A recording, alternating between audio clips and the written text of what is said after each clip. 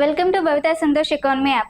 ఈ యాప్ ద్వారా రాబోయే గ్రూప్ 1 to 3 నోటిఫికేషన్స్కి గాను ఎకానమీ లైవ్ క్లాసెస్ కండక్ట్ చేయడం జరుగుతుంది. ఎవరైతే ఎకానమీలో టాప్ స్కోర్ సాధించాలి అనుకుంటున్నారో ఖచ్చితంగా భవితా సంతోష్ ఎకానమీ యాప్ని పర్చేస్ చేసేయండి. యాప్ ప్రైస్ వచ్చి ఓన్లీ 499 రూపీస్ అండ్ ఇందులో టెస్ట్ సిరీస్ కూడా అవైలబుల్గా ఉన్నాయి ఓన్లీ 99 రూపీస్కి. కాబట్టి ఖచ్చితంగా పర్చేస్ చేసేయండి. అండ్ ఈ రోజు డైలీ కరెంట్ అఫైర్స్లో భాగంగా కొన్ని క్వశ్చన్స్ని మనం మాట్లాడుకుందాం. దాంట్లో ఫస్ట్ క్వశ్చన్, ప్రపంచంలోనే తొలిసారిగా 3D ప్రింటెడ్ సైనిక బంకర్లను ఎక్కడ నిర్మించారు? 3D ప్రింటెడ్ సైనిక బంకర్లను లడఖ్లోని లేహ్లో నిర్మించడం జరిగింది.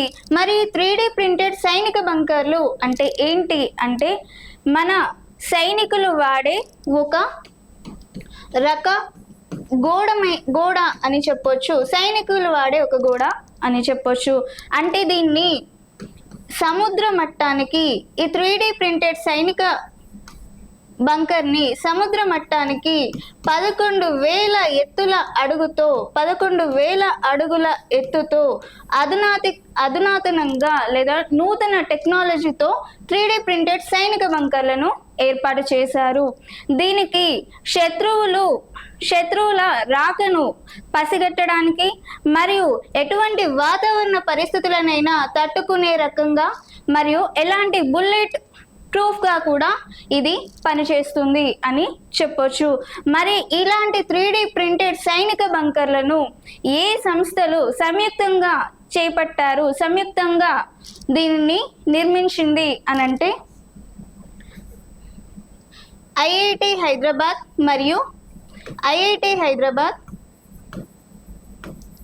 మరియు simply force creations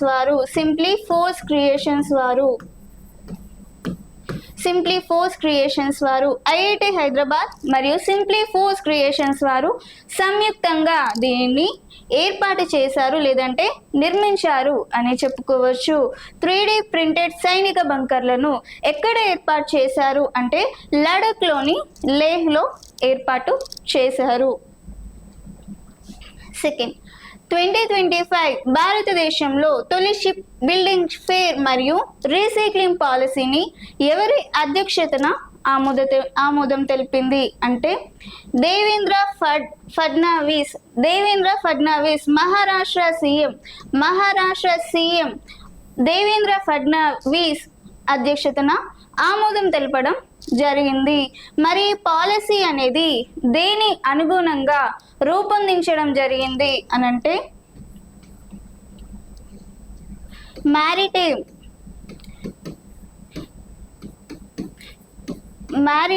India vision 2030 మరియు Amrit call vision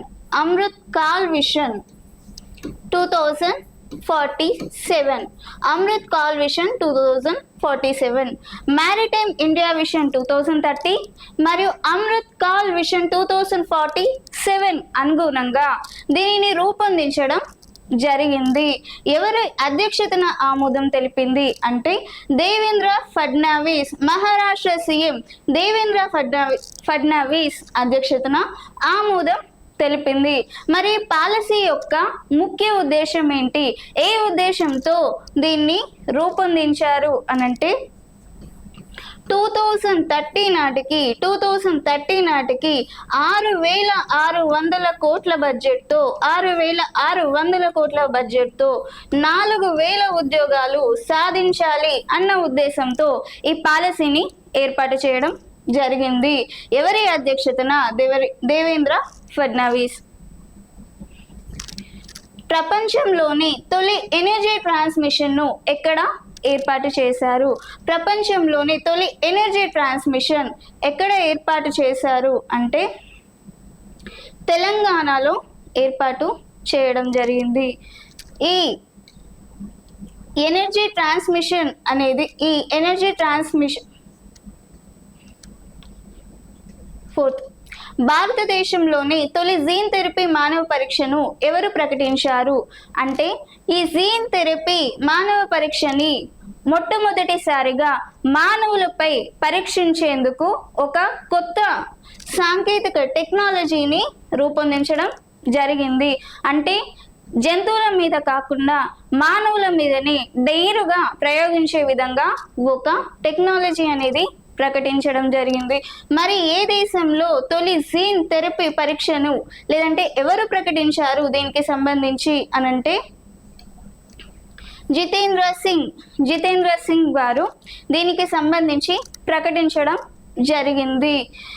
department of science and technology మంత్రిగా పనిచేస్తున్న జితేంద్ర సింగ్ గారు ప్రకటించడం జరిగింది. మరి ఏ సంస్థ దీనికి సంబంధించి మానవ పరీక్షలను ప్రకటించడం జరిగింది అనంటే బ్రిక్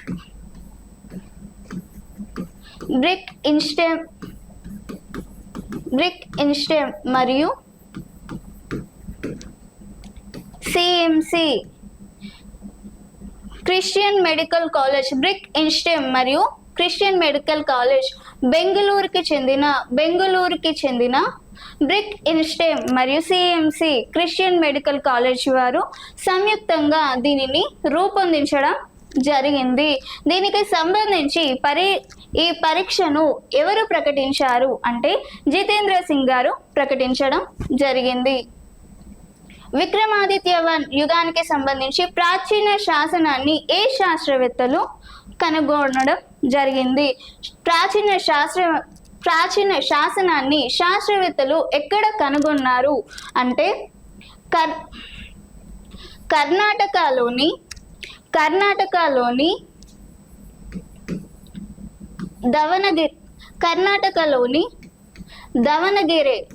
దవనగిరి జిల్లాలోని న్యూమతి తాలూకాలోని మాదాపూర్ సరస్సు దగ్గర ఈ శాసనాన్ని కనుక్కోవడం జరిగింది. దవనగిరి జిల్లాలోని న్యూమతి తాలూకాలోని మాదాపూర్ సరస్సు దగ్గర ఈ ప్రాచీన శాసనాన్ని కనుగొనడం జరిగింది. మరి ప్రాచీన శాసనం అనేది ఏ శతాబ్దానికి చెందింది అంటే 7వ శతాబ్దానికి చెందిన శాసనంగా గుర్తించడం జరిగింది. మరి ఈ శాసనం అనేది ఎన్ని అడుగుల ఎత్తుతో ఉంది అంటే 5 అడుగుల ఎత్తుతో 17 పంక్తులతో నిర్మించడం జరిగింది. 5 అడుగులతో 17 పంక్తులతో నిర్మించడం జరిగింది. మరి విక్రమాదిత్య 1 అనే అతను బాదామి చాళుక్యులకి చెందిన శక్తివంతమైన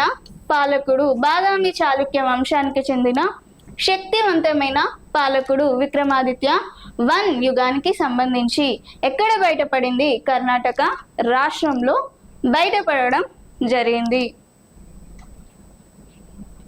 25-26 S&P గ్లోబల్ అంచనాల ప్రకారం భారత జీడిపి వృద్ధి రేటు ఎంత ఉంటుందని అంచనా వేసింది అంటే S&P గ్లోబల్ అంచనాల ప్రకారం భారత జీడిపి గ్రాస్ డొమెస్టిక్ ప్రాడక్ట్ దేశ భౌగోళిక సరిహద్దులో జరిగే అంతిమ వస్తు సేవల ఉత్పత్తిని మనం దేశ జీడిపిగా పేర్కొంటాం. మరి ఆ దేశ జీడిపిలో భారత వృద్ధి రేటు ఎంతవరకు ఉంటుందని అంచనా వేసింది అంటే 6.3 వరకు ఉంటుందని అంచనా వేసింది. మరి గత సంవత్సరంలో ఈ అంచనా ప్రకారం ఈ సంస్థ S&P గ్లోబల్ అంచనాల ప్రకారం గత సంవత్సరంలో 6.5% ఉంటుందని అంచనా వేయగా ఈ సంవత్సరానికి 6.3%గా ఉంటుందని అంచనా వేయడం జరిగింది.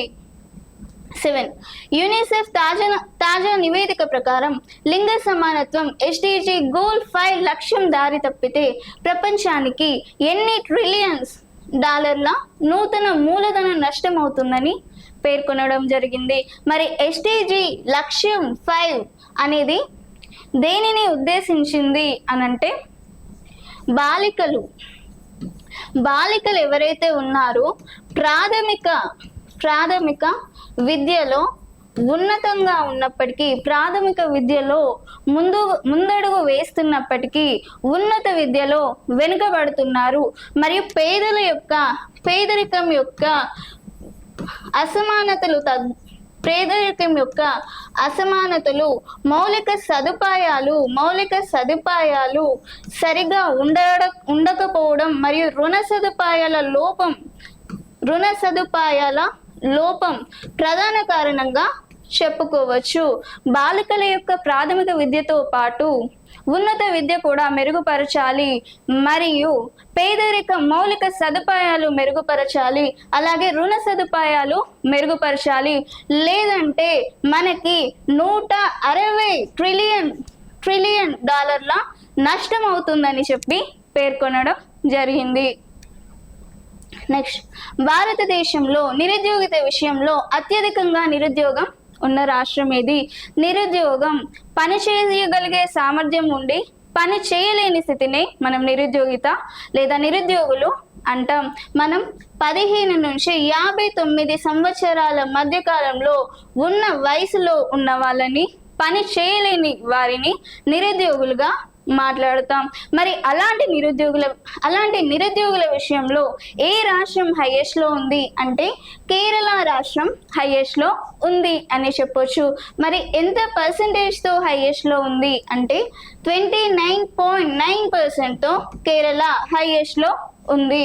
మరి సెకండ్ ప్లేస్ లో పంజాబ్ 18.8% తో సెకండ్ ప్లేస్ లో ఉంది. మరి థర్డ్ ప్లేస్ లో 17.5% తో ఆంధ్రప్రదేశ్ థర్డ్ ప్లేస్ లో ఉంది. మరి తెలంగాణ 16.6% తో ఫోర్త్ ప్లేస్ లో ఉంది.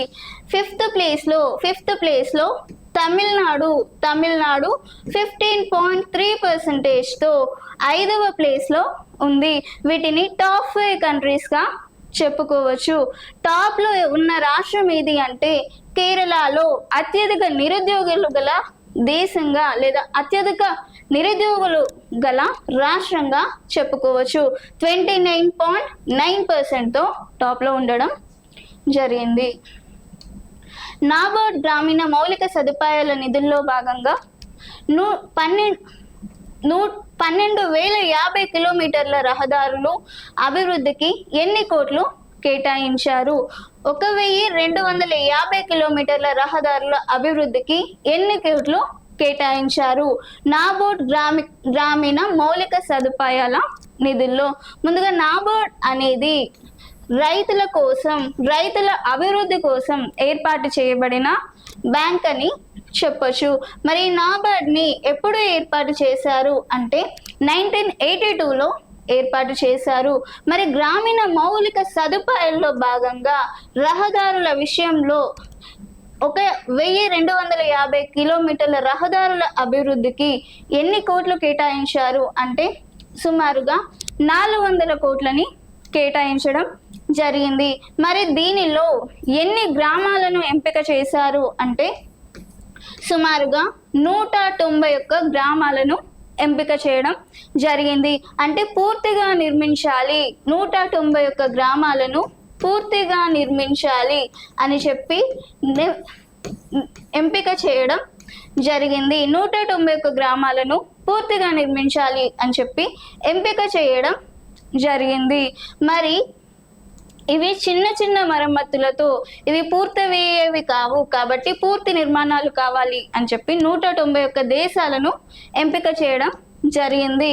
ఎన్ని కోట్ల బడ్జెట్తో? 400 కోట్ల బడ్జెట్తో ఏర్పాటు చేయడం జరిగింది.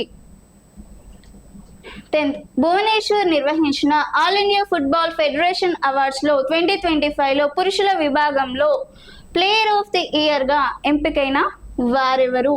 ముందుగా పురుషుల విభాగంలో సుభాషియాస్ బోస్ పురుషుల విభాగంలో ఎంపిక అవ్వడం జరిగింది. ఈ ఏఐఎఫ్ఎఫ్ సంస్థని ఎప్పుడు ఏర్పాటు చేశారు అనంటే 1937లో ఏర్పాటు చేశారు. ఇది న్యూఢిల్లీ కేంద్రంగా పనిచేస్తుంది. మరి దీనికి సంబంధించి ఈ నిర్వహణలో పురుషుల విభాగంలో ప్లేయర్ ఆఫ్ ది అవార్డ్ ఎంపికైన వారు సుభాషియాస్ బోస్. మరి మహిళల విభాగంలో ప్లేయర్ ఆఫ్ ది ఇయర్ గా ఎవరు ఎంపికయ్యారు అంటే సౌమ్య గూగులోతు గారు ఎంపిక ఇవ్వడం జరిగింది. మహిళల ఫుట్బాల్ విభాగంలో ప్లేయర్ ఆఫ్ ది ఇయర్గా మహిళల విభాగంలో సౌమ్య గూగులోతు గారు మరియు పురుషుల విభాగంలో సుభాషియస్ బోస్ గారు ఎంపిక అవ్వడం జరిగింది. అండ్ నా క్లాస్ మీకు నచ్చుంటే ఖచ్చితంగా వీడియోని లైక్ చేయండి, వీలైనంత మందికి షేర్ చేయండి అండ్ ఖచ్చితంగా ఛానల్ని సబ్స్క్రైబ్ చేయండి. Thank you.